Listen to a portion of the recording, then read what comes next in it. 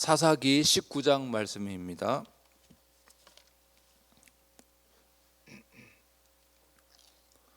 사사기 19장 1절에서 3절, 저 한 절 여러분 한 절 교도하시겠습니다.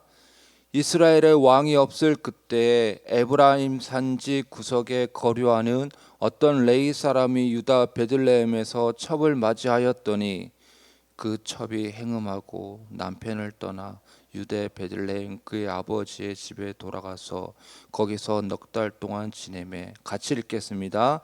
그의 남편이 그 여자에게 다정하게 말하고 그를 데려오고자 하여 하인 한 사람과 나귀 2마리를 데리고 그에게로 가매.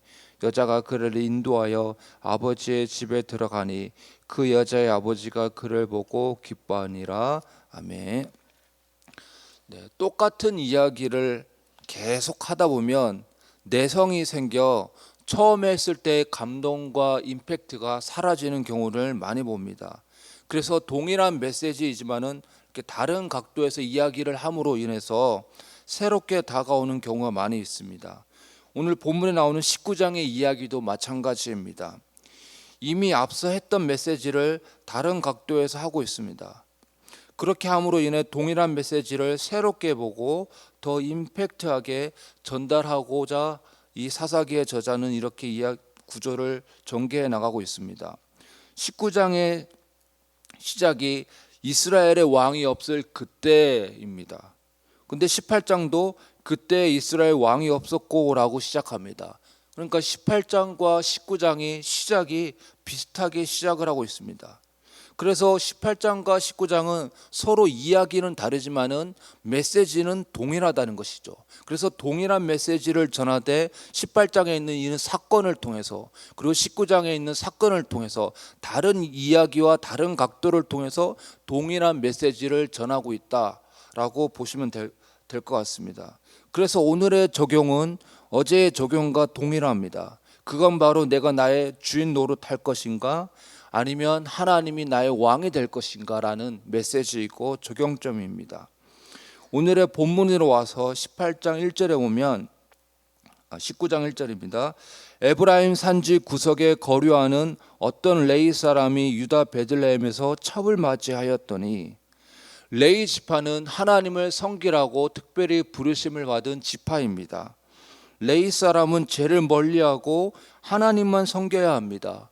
그래서 레위 사람 지파 가운데 하나였던 대제사장은 1년에 한 번 지성소에 들어갈 수 있었고, 그 지성소에 들어갈 때 거룩하지 못하면 그 지성소에서 바로 죽임을 당하였습니다.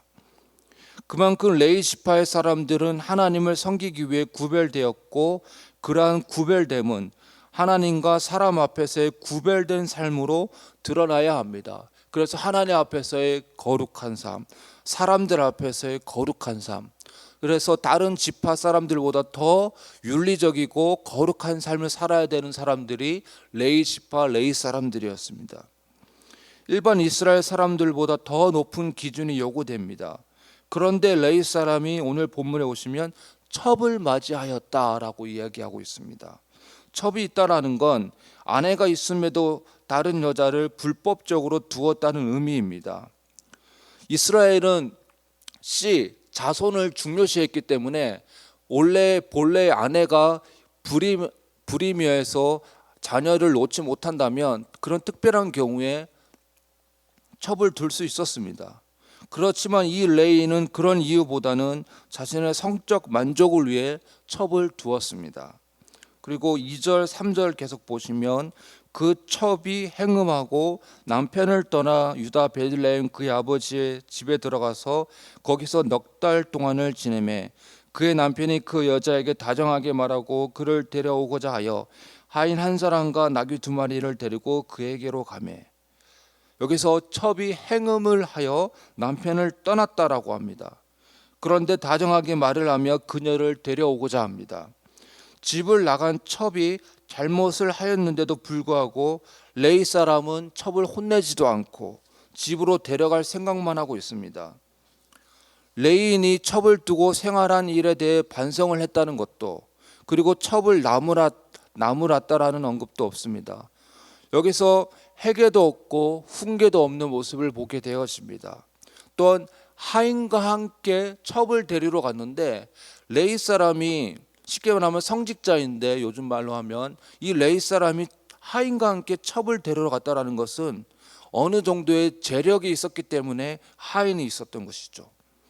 그래서 누구보다 깨끗하고 모범이 되어야 할 레위 사람마저 이렇게 제멋대로 살고 있을 정도이니 나머지 이스라엘 사항은 보지 않아도 뻔하다라는 이야기입니다. 이스라엘 전반에 죄가 만연해 있음을 짐작하게 됩니다. 이러한 모든 일의 원인은 다름 아닌 이스라엘의 왕이 없으므로 자기 소견에 옳은 대로 행하였기 때문입니다. 그래서 일반 사람들도 문제이지만은 가장 거룩해야 될 레위 사람마저 이렇게 윤리적으로 타락하였기 때문에, 그래서 이 레위 사람마저 타락했다는 것은 이 모든 사람들이 다 타락했다는 것이고, 이런 윤리적 삶의 원인은 이스라엘의 왕이 없었기 때문에, 그리고 자기 소견에 옳은 대로 행하였기 때문이다라고 하면서 그 원인이 외부적인 것이 아닌 내부적 하나님과의 관계에서 비롯된다라고 사사기 저자는 이야기하고 있습니다. 사사기의 저자는 이런 총체적 난국에 대해 조직이나 시스템, 행정과 같은 외부적 요인이 아닌 하나님을 왕으로 모시지 않은 결과로 보고 있습니다. 즉 사사시대 이스라엘 사람들이 자신들의 내면에 하나님을 왕으로 모시지 않고 생활했기 때문에 이런 말도 안 되는 일들이 일어나고 있는 것으로 보고 있습니다. 어떤 문제가 일어났을 때 처리하는 방식은 각자 다릅니다. 세상의 방식은 문제를 일으킨 자가 있으면 그 사람을 처벌하고, 그리고 그런 문제가 일어난 것에 대한 조직이나 시스템이 잘못되었다면 그것도 바꾸는 노력을 해 나갑니다.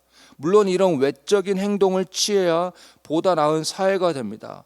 그냥 개인이 알아서 문제를 일으키지 않기를 바란다면 그건 너무 순진하고 비현실적인 대안입니다. 범죄자를 교화하는 차원에서 교정 복지가 이루어지긴 하지만 이런 내적인 변화보다 외적인 것에 더 초점을 맞추어 문제를 처리합니다. 반면에 성경은 외적인 변화를 강조하지만 내적인 변화에 더 초점을 맞춥니다. 외적인 것보다 우리의 내면 안에 하나님을 왕으로 모실 때, 우리 안에 하나님의 나라가 임할 때, 그럴 때 사사시대와 같은 종교적, 윤리적, 정치적 혼란이 일어나지 않을 것이다 라고 하는 게 사사기의 메시지입니다. 총체적 난국에 대한 해결책으로 조직과 시스템 그리고 행정을 바꾸는 게 어찌 보면 단기간에 눈에 띄는 결과를 기대할 수 있습니다. 그래서 정치가들도 무슨 사건이 생길 때마다 새로운 법령을 제정하고 새로운 시스템을 도입합니다. 그런 눈에 띄는 변화를 통해 정치가들도 국민들에게 내가 무언가를 하고 있다라는 인식을 심겨줄 수 있고, 국민들도 그런 정치가를 바라보면서 뭔가를 하고 있구나라는 생각을 가지게 되어집니다. 그런 게 잘못은 아니지만 근본적인 대안이 될 수 없다라는 사실입니다.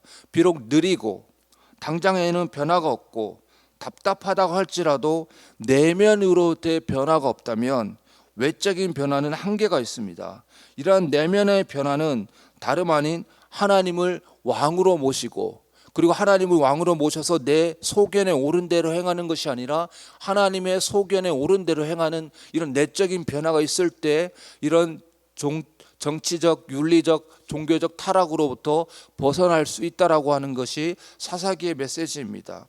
사사기의 저자가 우리에게 주는 교훈처럼 나 자신부터 하나님을 왕으로 모시고, 그리고 우리 교회와 이 사회가 하나님을 왕으로 모실 때 진정한 변화가 일어날 수 있다. 그리고 사사시대에 일어날 때 이런 불행한 일이 일어나지 않게 될 것이다라는 것을 기억하면서 오늘 이 하루도 내 마음속에 하나님을 왕으로 모실 수 있는 이 하루가 될 수 있기를 간절히 소원합니다. 기도하시겠습니다. 사랑하는 하나님 아버지, 사사기를 통해 사사시대의 어두움이 단순히 외적인 것에 기인하지 않고 이스라엘 백성들 안에 하나님을 왕으로 모시지 않고 자기 소견에 옳은 대로 행한 결과라는 것을 보게 됩니다. 우리 안에 하나님을 왕으로 모시고 있는지 진지하게 성찰하게 하시며 하나님을 왕으로 모시는 삶을 살게 하여 주시옵소서. 그리하여 내가 속한 가정, 교회, 학교, 직장, 나라에 하나님의 나라가 임하게 하여 주시옵소서. 이 모든 말씀 예수 그리스도의 이름으로 기도합나이다. 아멘.